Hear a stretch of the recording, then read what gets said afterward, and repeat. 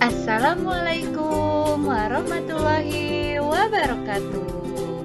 Hai teman-teman Grade 3, bagaimana kabarnya hari ini? Semoga teman-teman sehat selalu ya, dan selalu dalam lindungan Allah Subhanahu wa Ta'ala. Kembali lagi bersama Miss Yani. Hari ini kita akan belajar tema 2, menyayangi tumbuhan dan hewan.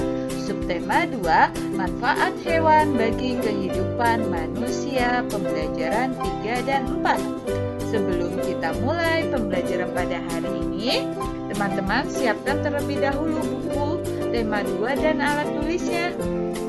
Nah, sekarang kita berdoa bersama-sama ya teman-teman. Bismillahirrohmanirrohim. Raditu billahi robba wabil islami dina wabi muhammadin nabiyya wa rasulah rabbi zidni ilma warzuqni fahma amin ya robbal alamin. Kucing adalah hewan jinak yang dipelihara manusia. Banyak manfaat dari memelihara kucing. Kucing sebagai teman bermain dapat menghilangkan stres dan menghalau tikus. Ibu Benny suka kucing, namun tidak memelihara kucing. Kucing-kucing liar sering berkumpul di rumah Benny, sebab ibu sering memberi makan kucing-kucing yang datang ke rumah. Benny sering memperhatikan tingkah kucing-kucing. Ada kalanya mereka bermain-main dengan tirai yang tertiup angin. Seringnya mereka bertengkar saat makan. Gerakan kucing itu lucu dan menggemaskan. Nah, teman-teman, di sini ada menirukan gerakan kucing. Gerakan kucing mencakar-cakar. Nah, yang pertama ini ada gerakan kucing mencakar-cakar. Kemudian yang kedua ada gerakan kucing menangkap tikus. Ya, di gambar yang kedua itu ada gerakan kucing menangkap tikus. Kemudian yang ketiga menggabungkan gerakan mencakar-cakar dan menangkap tikus. Manfaat hewan kucing bagi kita yaitu sebagai teman bermain, dapat menghilangkan stres, dan kucing juga bisa menghalau tikus atau menangkap tikus ya teman-teman. Nah, itulah menirukan gerakan kucing. Benny sedang membaca majalah tentang harimau. Harimau adalah salah satu hewan buas. Tempat hidupnya di hutan belantara. Jumlah harimau di dunia semakin berkurang. Maka harimau termasuk binatang yang dilindungi. Ternyata di majalah itu terdapat dongeng yang bercerita tentang harimau. Nah, teman-teman, di sini ada dongeng yang berjudul Kisah Petani dan Anak Harimau. Pengarangnya adalah anonim. Ya, Miss Yani akan bacakan ya. Di sebuah desa di Pulau Jawa, tinggallah seorang kakek. Ia terkenal baik hati dan ramah. Namanya Ki Maulaya. Para warga desa sangat segan dan mengagumi beliau. Sifatnya yang arif dan bijaksana sering dijadikan tempat bertanya ketika ada perselisihan. Suatu hari Ki Maulaya pulang dari sawah. Di tengah-tengah perjalanan menuju rumahnya, Ki Maulaya berhenti oleh suara yang didengarnya. Ia pun mencari dari mana suara itu berasal. Dia menemukan sebuah lubang jebakan. Dilihatnya ada 3 ekor anak harimau yang terjebak dan tak bisa keluar. Melihat bahwa binatang yang dia temukan bisa membahayakannya, dia pun tertegun sejenak. Setelah beberapa saat terpaku, Ki Maulaya dapat menekan rasa takutnya. Aku percaya bahwa kebaikan pasti dibalas dengan kebaikan pula. Dikeluarkannya satu persatu anak harimau itu.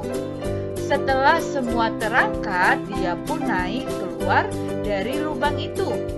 Baru saja dia sampai di atas, tiba-tiba dari semak belukar keluar seekor harimau yang sangat besar.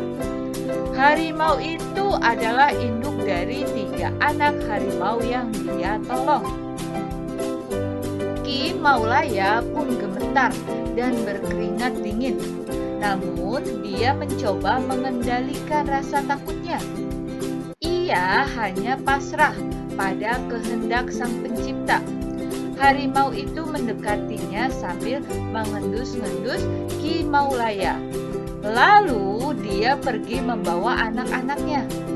Konon setelah kejadian itu, Ki Maulaya dan harimau menjadi sahabat. Harimau itu sering menunggui Ki Maulaya ketika di sawah dan menjaganya dari bahaya hewan-hewan buas. Dan apa yang diyakini Ki Maulaya terbukti.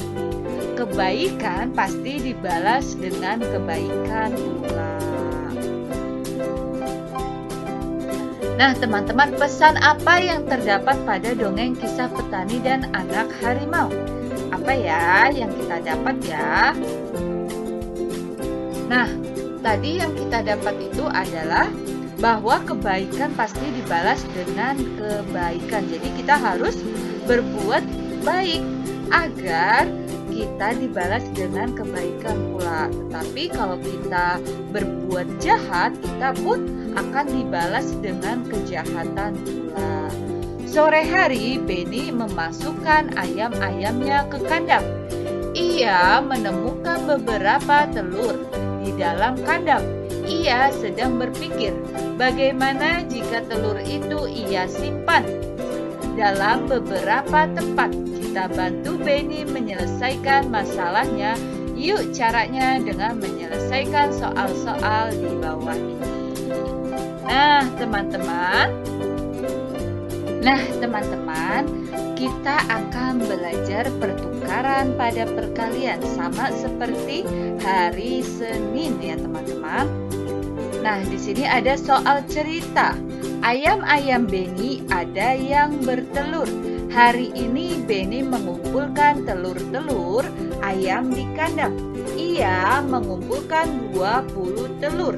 Gambarlah telur pada kotak yang tersedia. Yang A, jika telur ia simpan pada 5 kotak, berapa isi telur pada masing-masing kotak? Nah, teman-teman coba diperhatikan. Jika telur disimpan pada 5 kotak, maka tiap kotak berisi berapa? Yuk lihat gambarnya ada. Tiap kotaknya berisi berapa telur? Iya, tiap kotak ya, yaitu berisi 4 butir telur. Nah, kita dapat menuliskannya dalam lambang bilangan, yaitu 5 dikali 4. Ya teman-teman, jangan kebalik ya. Bukan 4 dikali 5, tetapi 5 dikali 4. 5 dikali 4 sama dengan berapa? Coba dihitung bersama-sama. 5 dikali 4 berapa? Ya, hasilnya 20 ya teman-teman.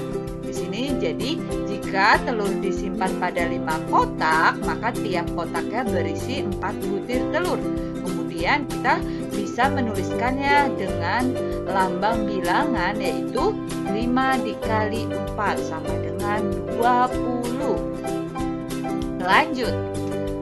Ayam-ayam Beni ada yang bertelur. Hari ini Beni mengumpulkan telur-telur ayam di kandang. Ia mengumpulkan 20 telur. Gambarlah telur pada kotak yang tersedia. Nah, teman-teman, kalau tadi disimpan pada 5 kotak, nah sekarang ia simpan pada 4 kotak. Nah, coba diperhatikan, dilihat gambarnya ya. Berapa isi telur pada masing-masing kotak ya?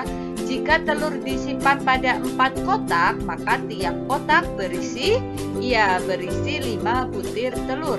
Nah, kita juga bisa menuliskannya dalam lambang bilangan, yaitu 4 dikali 5. 4 dikali 5 sama dengan berapa teman-teman? Iya, sama dengan 20. Sama ya. Kalau posisinya kita rubah angkanya atau tempatnya pun sama hasilnya, yaitu sama-sama hasilnya 20. Maka kita dapat menuliskan bentuk perkaliannya dari penyimpanan telur beni, yaitu 5 dikali 4 sama dengan 4 dikali 5. Nah, teman-teman, itulah pertukaran pada perkalian. Nah, kita hanya merubah posisinya. Misalnya yang awalnya di depan kita bisa tulis di akhir ya. Yang tadinya di akhir bisa kita tulis di depan. Nah, itulah pertukaran pada perkalian. Hewan di sekitar kita memiliki ciri khas masing-masing. Kucing berkaki 4, berbulu dan bersikap manja pada tuannya. Kelinci berkaki 4, jalannya lompat dan suka makan sayuran. Bukan hanya hewan yang memiliki ciri-ciri, manusia juga memiliki ciri-ciri, baik fisik maupun sifatnya. Misalnya, Beni memiliki sifat penyayang binatang. Edo bersifat penolong karena suka membantu teman.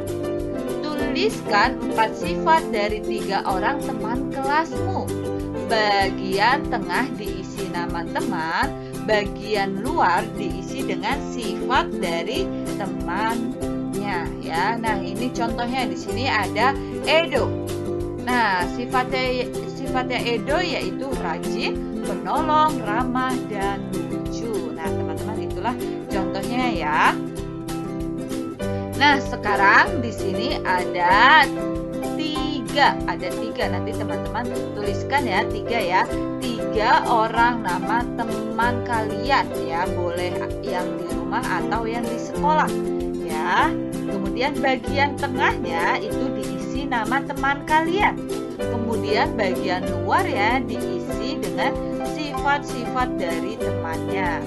Nah, di sini nanti teman-teman tulis isi nama teman kalian ya.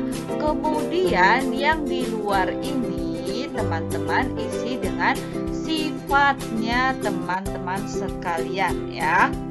Diisi sifatnya, misalnya siapa ya? Misalnya di rumah kalian ada namanya Lani. Nah, Lani itu sifatnya apa? Sifatnya rajin, tidak sombong, kemudian suka menolong ya, dan lain sebagainya. Nanti teman-teman tuliskan ya. Sekian penjelasan dari Miss Yani. Sekarang tugasnya yaitu mengerjakan halaman 77 yaitu bahasa Indonesia.